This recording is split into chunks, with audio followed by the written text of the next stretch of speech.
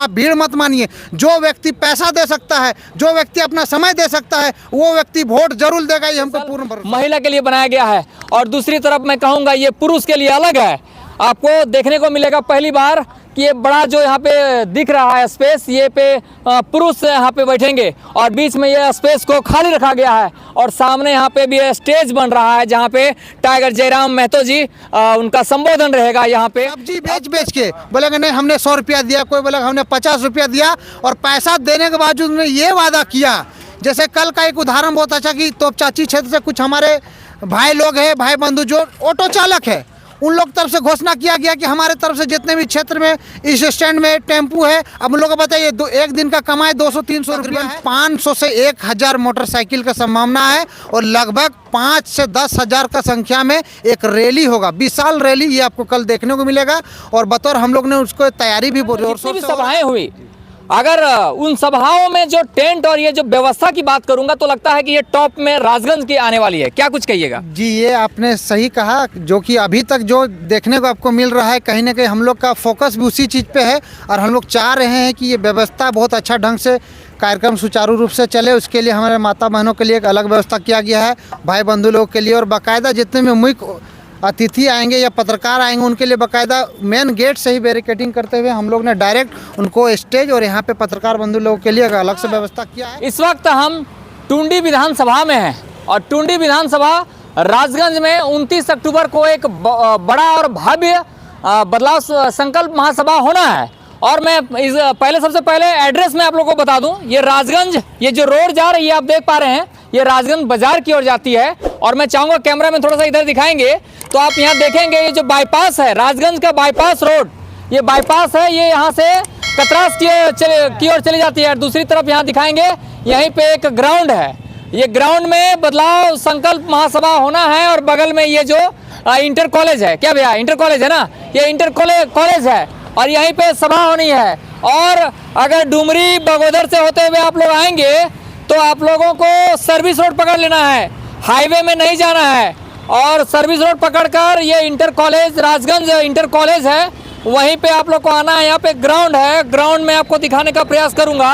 यहीं पे बदलाव संकल्प महासभा का जो आयोजन है भव्य तरीके से, अब तक का सबसे खतरनाक और बड़ा पंडाल मैं आपको दिखाने का प्रयास करूंगा। यहाँ पे मैं कैमरामैन से कहूँगा दिखाएंगे, ये अब तक का 30 से 35 हजार यहाँ पे जो टेंट देख रहे हैं, ये मैं टेंट आपको दिखाने का प्रयास करूंगा। और मैं आपको दिखाने का प्रयास करूंगा कि महिला का अलग अलग है, महिला का बैठने का अलग है, पुरुष को बैठने का अलग है। इस करके राजगंज बदलाव संकल्प महासभा का जो आयोजन करता है दीपक रवानी जी, उन्हें काफ़ी मेहनत किए हैं और उन्हीं का मेहनत रंग लाएगा। कल ये जो प्रोग्राम है, अब तक का जितना भी प्रोग्राम आपने देखा है, ये सारे प्रोग्राम को रिकॉर्ड तोड़ देंगे। यहाँ पे भी उनका यहाँ पे बाइट चल रहा है, मैं आपको दिखाने का प्रयास करूँगा। यहाँ पे आएंगे तो मैं आपको दिखाऊँगा।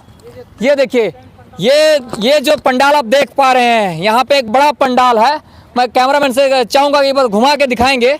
यहाँ पे सामने स्टेज बनेगा, वहाँ पे दिखाएंगे, ये स्टेज बनेगा वहाँ पे। और ये जो महिला के लिए स्पेशल, महिला के लिए जो बड़ा पंडाल दिख रहा है, स्पेशल महिला के लिए बनाया गया है। और दूसरी तरफ मैं कहूँगा ये पुरुष के लिए अलग है।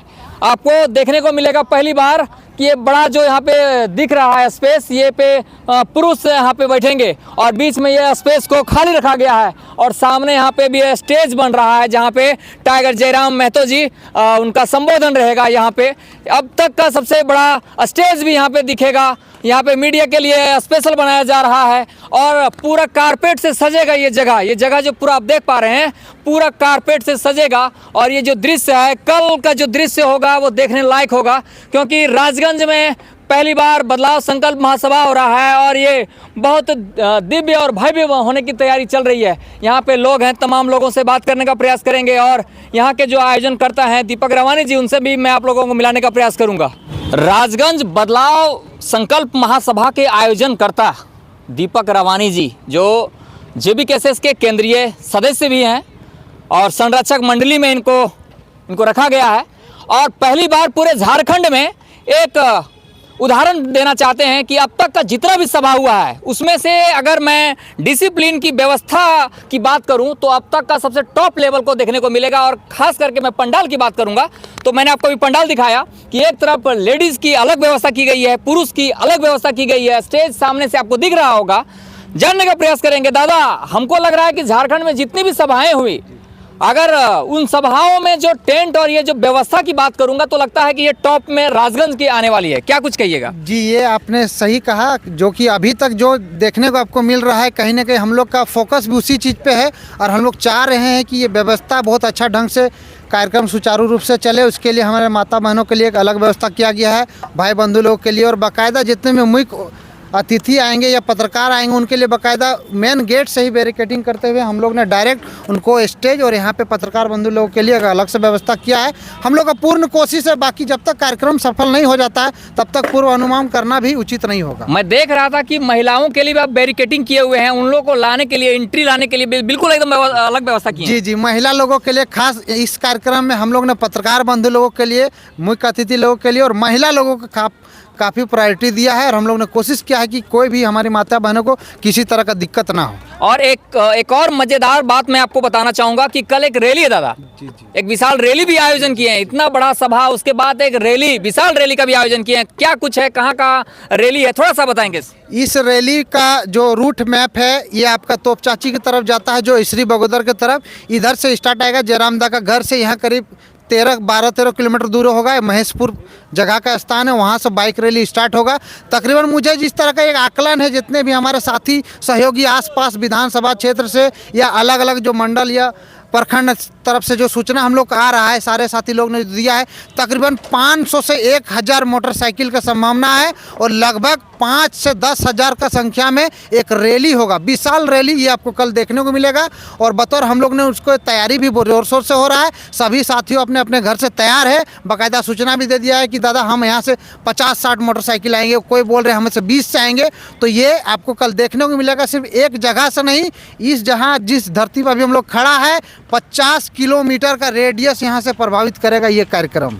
मैं देख रहा था, आप बता भी रहे थे कि पिछले 3 महीने से आप लगे हुए हैं इस कार्यक्रम को सफल बनाने के लिए। चूंकि आप केंद्रीय संरक्षक टीम में भी हैं, आप एक उदाहरण पेश करना चाहते हैं।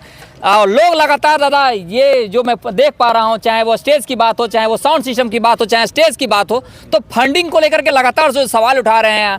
क्या कुछ कहना चाहेंगे फंडिंग को लेकर के दादा? देखिए, जहाँ तक फंडिंग की बात है, हमारा पार्टी आज तक जो भी समिति अभी पार्टी में तब्दील नहीं हुआ है, आज तक स्टार्टिंग से ही सबको लगता है कि कोई नेता विधायक कोई फंडिंग करता है। मैं आपको स्पष्ट इतना ही कहना चाहूँगा कि आप यहाँ से कोई भी व्यक्ति जो कल आएंगे, मेरा मानना है एक पत्रकार, जो जेन्युइन पत्रकार वही होता है कि जांच पड़ताल करके एक अच्छा जो रिपोर्ट निकले उसको पेश किया जाए।